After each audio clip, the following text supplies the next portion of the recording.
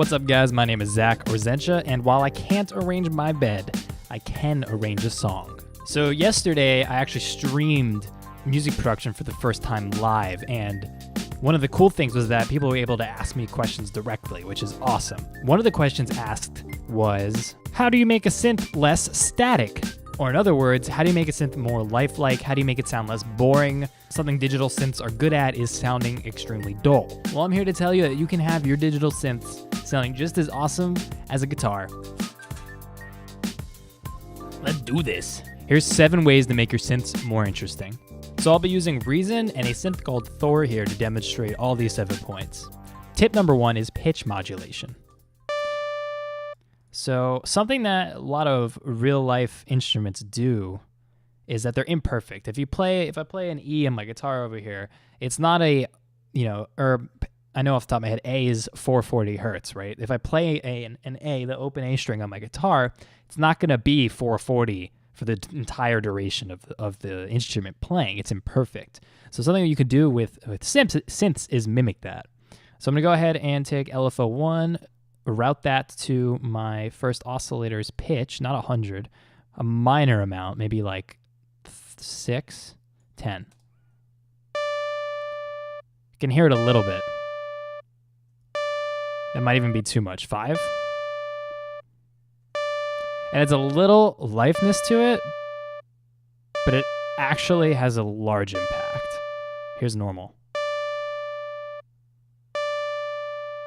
I think it's a big difference.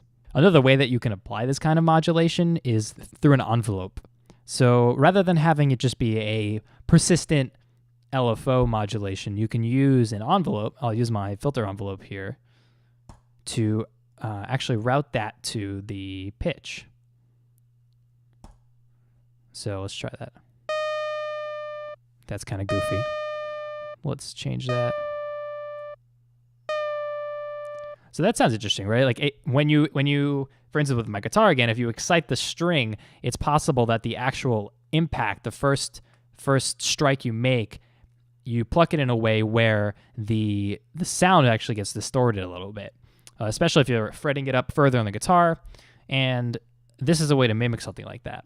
Tip number 2 is to use the envelopes.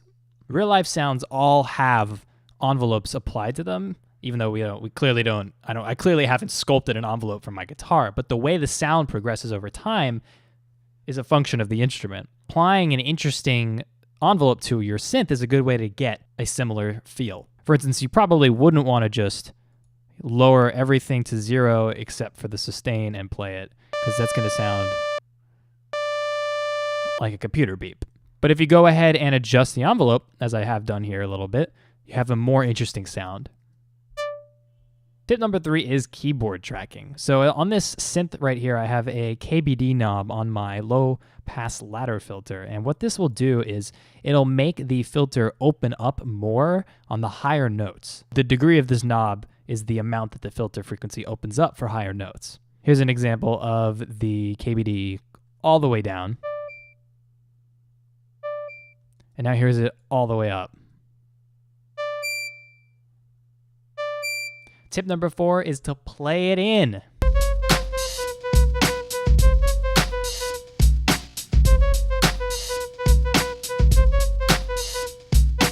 Playing notes in gives them a human feel. I'm sure you've heard this before, but doing that makes them feel more lifelike inherently because you're the one putting them in. They're not grid-locked. You're going to have errors. You're going to have real groove. Your velocities will vary, which is an important thing, assuming you actually apply that somewhere within the synth. And overall, it's awesome, although sometimes you just got to quantize.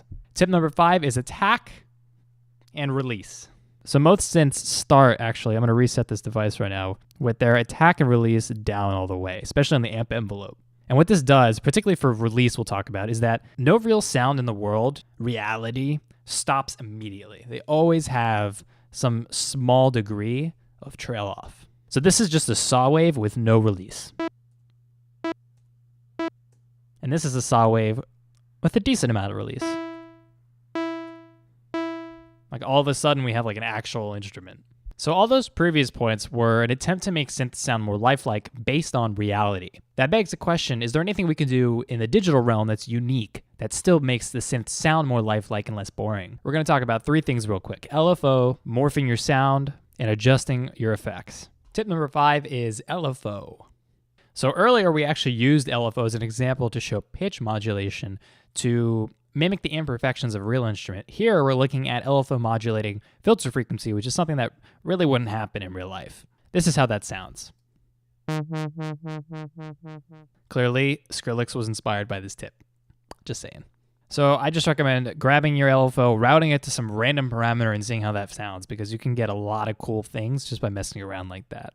One quick thing I want to mention is some LFOs have a delay knob, and what this means is after the amount of milliseconds you set here, so let's say 480 milliseconds, after 480 milliseconds, the LFO will start. So it doesn't start immediately. Let's take a listen. Tip number 6 is morph your sound. Because this is digital, we can take sounds and morph them over a much longer period of time in way more dramatic ways than a normal instrument could be changed. So for example, here's a very strange sound I just made by applying LFOs, envelopes to the pitch, frequency, and resonance of the filter.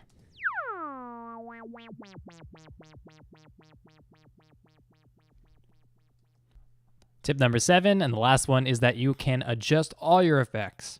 Unless you were born with about 30 hands, it'd be pretty hard for you to change about 30 parameters on all your effects in real life. So in the digital realm, we have the benefit of automation, and using that, we can adjust a lot of things at once. So here's like a pile of effects on the synth. Here's all the automation I just penciled in. I'm not claiming this is going to sound good, but it's going to demonstrate the example. Let's take a listen.